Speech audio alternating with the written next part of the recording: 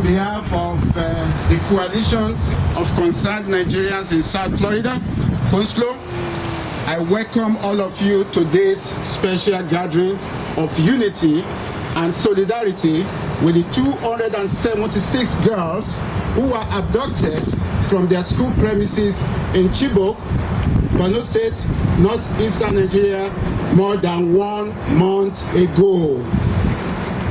Although scores of the girls managed to escape while being transported by their captors, more than 200 remain chained and under threat of murder or sex slavery. In fact, 8 additional teenage girls were later kidnapped from Warabe, another village in Borno State. This was followed by the attack on a market in Gamboru, in which more than 300 people, including 16 police officers, were slaughtered. None of these incidents have led to any arrests or criminal charges.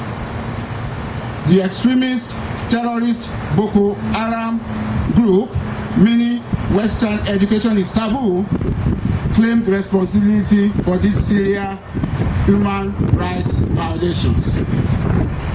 The impunity of Boko Haram elements has continued as Nigeria's state and local authorities engage in petty bickering, while our armed forces remain ill-equipped and plagued by low morale. Stuck in this morass, many have come to see the Nigerian military as an artful dodger of encounters with the brainwashed Boko Haram fighters who believe they are going to go to paradise if they kill many people. Amnesty International claims that military leaders in Borno State were aware of the impending abduction of the schoolgirls up to 4 hours before the raid, but failed to act on warnings. As Boko Haram has grown bolder in its attacks on students and other civilians, schooling in the worst affected parts of the country has become almost impossible.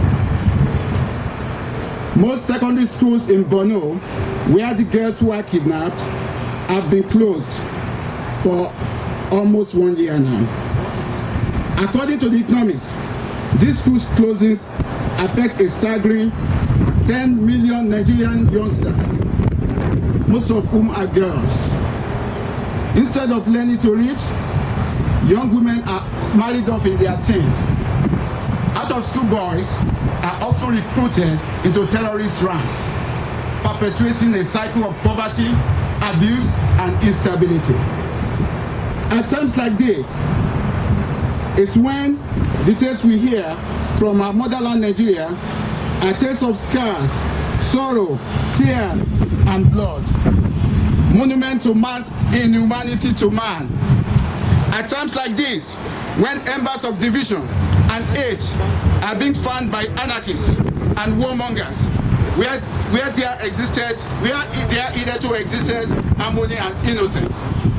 At times like this, when the gnashing of teeth in the remote mountains of Chibok and the dense forests of Sambisa can be heard loud and clear in Miami Gardens, Florida, our common humanity must come to the fore. Nigerian Americans, Cuban Americans, Asian Americans, unhyphenated Americans, Jamaicans, Venezuelans, Colombians, Brazilians, and Europeans. We are all bound together in shock and grief. We realize that pain is universal. It doesn't have any color. Terror is the common enemy. Together, we must work to defeat terror wherever it might rear its head, anywhere in the world. Boko Haram elements are no ghosts. They are human beings like us, living amongst our people and being sponsored by bestial and mischievous elements with ulterior motives. As a people, we cannot allow their reign of terror to continue unabated. As a people, we are not content with talking of arrests of mere foot soldiers while the terrorist kingpins live to fight another day and every day. We gather here today to demand that all masquerades behind the kidnapping of these girls should be unmasked. We gather here today to demand that our girls have done nothing wrong by pursuing an education. They have done nothing wrong by trying to study themselves out of the penury trap characteristic of one of Nigeria's poorest regions. We gather here today to reject very strongly any notion that raping young girls, killing innocent souls, and causing mayhem is in some sense Islamic. It is not. There is nothing religious in violence and uncontrolled anger, only anarchy and naked acquisition of power. We gather here today to affirm that the primary responsibility of the Nigerian state is to protect and secure its citizenry. Time and time again, since 2009, it has fulfilled this part of its social it's part of the bargain in this social contract. It is time for the international community to step up and rescue us from the hole we have somehow dug for ourselves. We need our guests back. We need our guests back. We need our guests back. And yes, we need our country back. Sustained international support is needed to restore order and calm. Mind you, the international community cannot afford to have Nigeria, a country of 170 million people, with the largest economy in Africa, become a trophy to be waved about by asinine and insane warlords. Nigeria is too big to fail. Nigeria is too big to fail. And we need every help that the United States can render. Call your congressman, call your councilman, call your mayor, call the president, call the senator. We need help now. Make no mistake about it, however.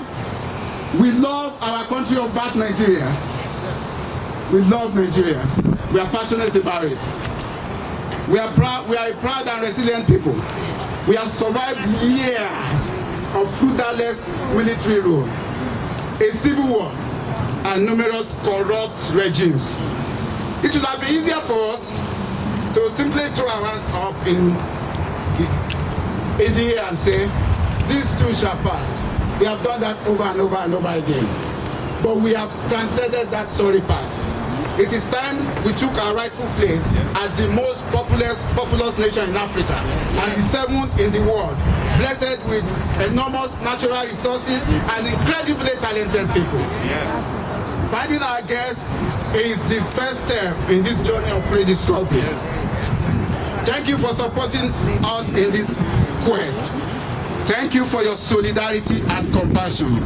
Thank you, thank you, thank you.